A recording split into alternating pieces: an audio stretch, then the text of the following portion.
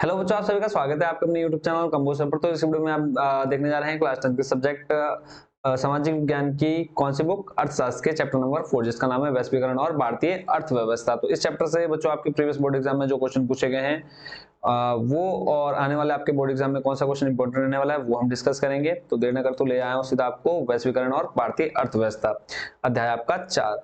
तो जो बच्चे चैनल को फर्स्ट टाइम विजिट कर रहे हैं, चैनल को जरूर सब्सक्राइब कर लीजिएगा ताकि जो भी वीडियोस आती है आपके पास वो बिल्कुल तुरंत पहुंच जाए।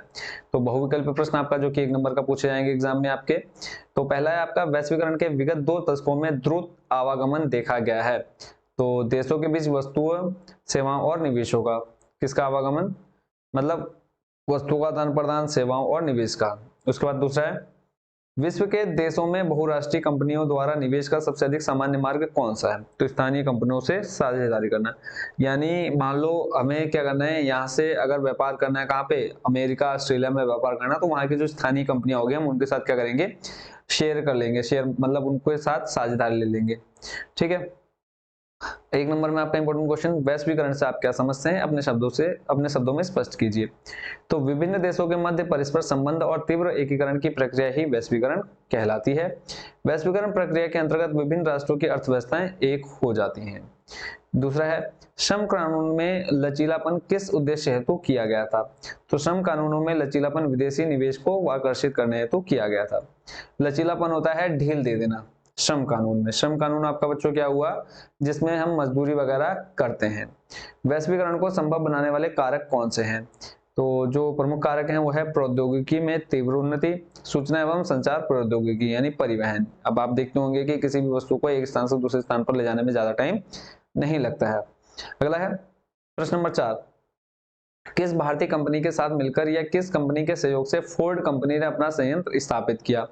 तो महिंद्रा एंड महिंद्रा कंपनी के साथ मिलकर के फोर्ड ने अपना संयंत्र स्थापित किया। क्लियर है। प्रश्न नंबर 5, भारत में विदेशी व्यापार की किन्हीं 2 विशेषताओं की विवेचना कीजिए। तो भारत में विदेशी व्यापार की मुख्य विशेषताएं कौन कौन सी है। पहला है, भारत का अधिकांश व्यापार समुद्री मार्गों से होता है। आप देखते होंगे आपके कितने लगभग आपका इधर 3 तरफ से आपका क्या है, समुद्र से घिरा हुआ है। फिर है, व्यापार का भुगतान संतुलन के प्रतिकूल होता है। भारत का अधिकांश विदेशी व्यापार लगभग 35 देशों से होता है। प्रश्न नंबर 6 देख रहे हैं, मूल रूप से वैश्वीकरण और प्रतिस्पर्धा से सबसे अधिक कौन प्रभावित हुए हैं। तो सबसे अधिक कौन, श्रमिक प्रभावित हुए हैं।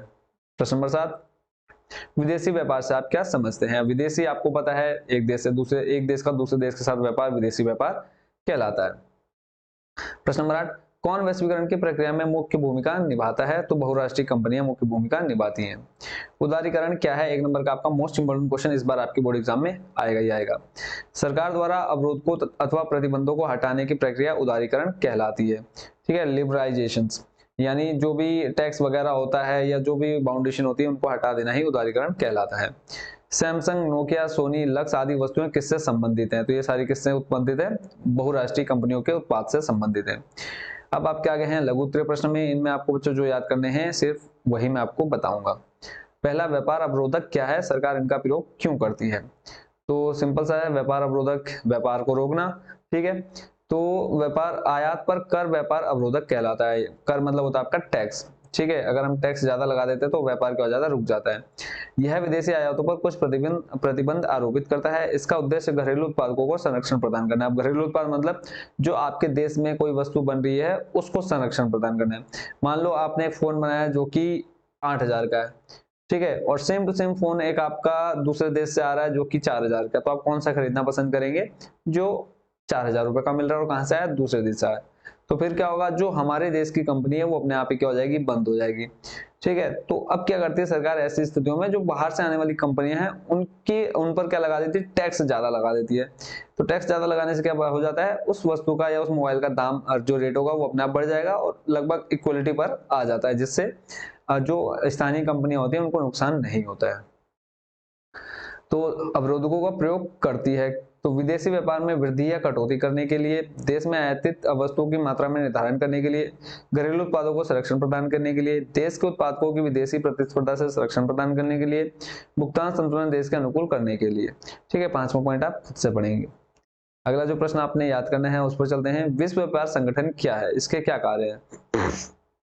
ठीक है, इंपॉर्टेंट क्वेश्चन है। विश्व व्यापार संगठन एक ऐसा संगठन है जिसका ध्येय अंतरराष्ट्रीय व्यापार को उदार बनाना है। ध्येय मतलब लक्ष्य। ठीक है, अंतरराष्ट्रीय व्यापार को उदार बनाना, और ऊपर आपने उदारीकरण पढ़ लिया था क्या होता है। विश्व व्यापार संगठन अंतरराष्ट्रीय व्यापार से संबंधित नियमों को निर्धारित करता है और यह देखता है कि इन नियमों को सुचारू रूप से पालन हो रहा है या नहीं हो रहा है। इसके काम क्या है? विश्व संसाधनों का अनुकूलतम प्रयोग करना है, सभी देशों को मुक्त व्यापार की सुविधा देना है, व्यापार एवं प्रशुल्क से संबंधित किसी भी विवाद पर सदस्यों के बीच विचार विमर्श हेतु एक मंच के रूप में कार्य करना है। क्लियर है? और देखते हैं इसमें विवादों के निपटारे से संबंधित नियमों एवं प्रक्रियाओं का नियमन करना है, व्यापार नीति समीक्षा प्रक्रिया से संबंधित नियमों एवं प्रावधानों को लागू करना है। उसके बाद है प्रश्न नंबर 4, विदेशी व्यापार के उदारीकरण से आप क्या समझते हैं? इसको आप खुद से पढ़ेंगे, ठीक है, बाकी वीडियो को आप यहाँ रोक लीजिए और इसको आप आराम से पढ़ लीजिए, ठीक है। उसके बाद अगले क्वेश्चन पर चलेंगे हम। तो अगला है पूरे एसएसटी का बच्चों मोस्ट इंपोर्टेंट क्वेश्चन, जिसको हम बोलते हैं मोस्ट इंपोर्टेंट, ठीक है। ये एकदम देखो मोस्ट इंपोर्टेंट बोला तो ये भी बेचारा गुस्सा हो जा रहा है। मोस्ट इंपोर्टेंट, ठीक है, बाकी पेंसिल लिखकर चेक कर रहा हूँ ठीक से काम कर रही है नहीं कर रही है। जो क्वेश्चन अब हम देखने जा रहे हैं, ठीक है, अच्छे से समझ लो इस क्वेश्चन को बच्चों। बहुराष्ट्रीय कंपनियां, क्वेश्चन आप देख रहे हैं, बहुराष्ट्रीय कंपनियों से क्या आशय है, इनकी कार्यप्रणाली का वर्णन कीजिए। फिर अब बहुराष्ट्रीय कंपनियां से आप क्या समझते हैं? आधुनिक अर्थव्यवस्था में उनकी कार्यप्रणाली को समझाइए। 13 में आया है, 12 में, 17 में, 20 में, 22 में, अब भी आएगा ये 23-24 में भी आएगा। तो आंसर देखते हैं इसका। तो देखो बहुराष्ट्रीय कंपनी क्या है? तो बहुराष्ट्रीय कंपनी वह कंपनी है जिसका मुख्यालय संयुक्त राज्य अमेरिका, ब्रिटेन, जर्मनी, जापान आदि किसी विकसित देश में होता है तथा वह किसी अन्य विकसित अथवा विकासशील देश में भी कार्यरत होती है। ये कंपनियां खाद्य तथा पेय पदार्थ के निर्माण, खनन, चाय, कॉफी, वृक्षारोपण, तेल निकालना तथा शोधन तथा निर्यात वस्तु के कार्यों में कार्यरत रहती है। इनके कार्यों में बैंकिंग, बीमा, होटल आदि सेवाएं भी शामिल है। बहुराष्ट्रीय कंपनियों की भूमिका क्या है या कार्यप्रणाली क्या है? तो विदेशी व्यापार का एक बड़ा भाग बहुराष्ट्रीय कंपनियों द्वारा नियंत्रित होता है। ये कंपनियां वस्तु और सेवाओं का उत्पादन विश्व स्तर पर करती है। देश की सीमाओं के पार भी उत्पादन प्रक्रिया के प्रसार से असीमित लाभ प्राप्त करती हैं। ये कंपनियां मेजबान देशों की स्थानीय कंपनियों के संयुक्त रूप से उत्पादन का भी कार्य करती है।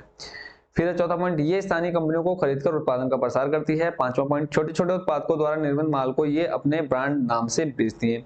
आपने गेहूं उगाया, गेहूं से क्या बना दिया? बिस्कुट बना दिया और उस पर फिर अपना ब्रांड का ठप्पा लगा करके जय माता दी। अगला जो क्वेश्चन है इंपॉर्टेंट, उसको हम देख लेते हैं। वैश्वीकरण का प्रभाव एक समान नहीं है, इसको आप छोड़ दीजिए। उसके बाद नेक्स्ट देख लेते हैं जो क्वेश्चन हमने इस चैप्टर का मोस्ट इंपोर्टेंट रखा है, ठीक है। वस्त्र उद्योग के श्रमिकों, भारतीय निर्यातकों और विदेशी बहुराष्ट्रीय कंपनियों को प्रतिस्पर्धा ने किस प्रकार प्रभावित किया है?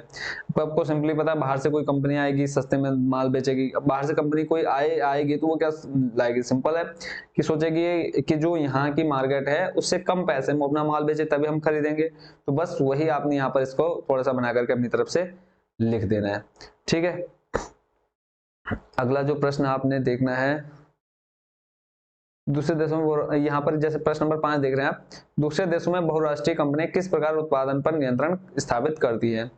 दूसरे देशों में बहुराष्ट्रीय कंपनियां किस प्रकार, ये सिंपली क्या करती हैं, वहां की जो कंपनियां होती है उसमें या तो उसको खरीद लेती है, फिर अपने ही नाम से या अपने ब्रांड से उसको बेचा करती है। बाकी इसको भी आप बच्चों, ये जो पीडीएफ देख रहे हैं, क्वेश्चन देख रहे हैं, इसको मैं पीडीएफ के रूप में आपको डिस्क्रिप्शन में इसका लिंक दे दूंगा, वहां से डाउनलोड करके आप इसको अच्छे से याद कर लीजिएगा, ठीक है। बाकी इस चैप्टर का और कोई इतना खास इंपॉर्टेंट क्वेश्चन है नहीं। लगभग आपके 30 से 35 चैप्टर आपके एसएसटी यानी सामाजिक विज्ञान किताब के, लगभग 5 किताबें हैं, तो हर किताब में 5 से 8 चैप्टर आपके हैं। तो देखो एक एक चैप्टर से आप 2-2, 3-3 क्वेश्चन जो मैं आपको बता रहा हूँ सिर्फ वही प्रिपेयर करते जाओ, बाकी एक्स्ट्रा आपको करने की कोई भी जरूरत नहीं है, ठीक है।